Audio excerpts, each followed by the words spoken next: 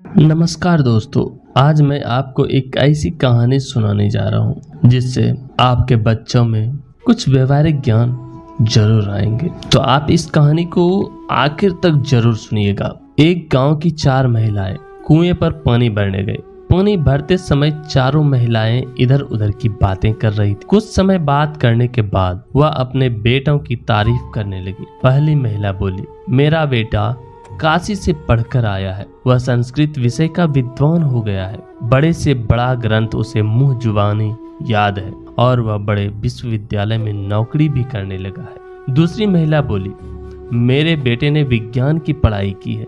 वह वैज्ञानिक बन गया है और एक दिन सबसे बड़ा वैज्ञानिक बन जाएगा। तीसरी महिला बोली, मेरे बेटे ने अच्छी शिक्षा ली है। वह शिक्षक बन गया है और दूसरे गांव के विद्यालय में पढ़ाने के लिए जाता है। चौथी महिला यह सब कुछ चुपचाप सुन रही थी, लेकिन उसने कुछ नहीं बोला। बाकी महिलाओं से रहा नहीं गया और उन्होंने उस महिला से पूछा, बहन तुम भी बताओ कि तुम्हारा बेटा आजकल क्या कर रहा है।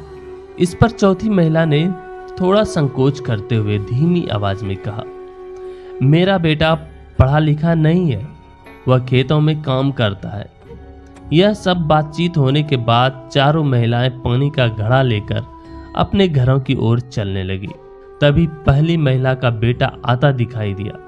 उसने अपनी मां के साथ अन्य महिलाओं को नमस्कार किया और आगे चला गया। इसी तरह दूसरी और तीसरी महिला के बेटे भी रास्ते में मिले और सभी को नमस्कार करते हुए आगे बढ़ गए। थोड़ी देर बाद चौथी महिला के बेटे ने जब रास्ते में अपनी मां को सिर पर पानी का घड़ा लेकर आते देखा तो दौड़ कर आया, उसके सिर से घड़ा उतार लिया और बोला, तुम क्यों चली आई, मुझे कह दिया होता। यह कहकर वह घड़ा अपने सिर पर रखकर घर की ओर चल दिया। तीनों महिलाएं देखती ही रह गई। तो दोस्तों, इस कहानी से हमें क्या सीख मिलती है?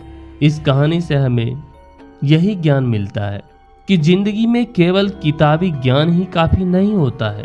बच्चों में व्यवहारिक ज्ञान का होना भी आवश्यक होता है।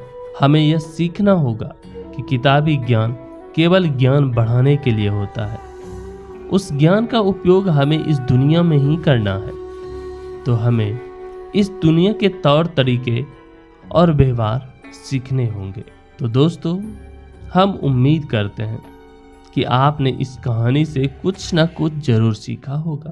तो आप हमें कमेंट करके बताएं कि आपने इस छोटी सी कहानी से क्या सीखा। और हाँ, अगर ये कहानी पसंद आई हो तो वीडियो को लाइक करें और ऐसी ही सुंदर कहानी सुनने के लिए इस चैनल को सब्सक्राइब करें। मिलते हैं किसी और नई कहानी के साथ। धन्यवाद।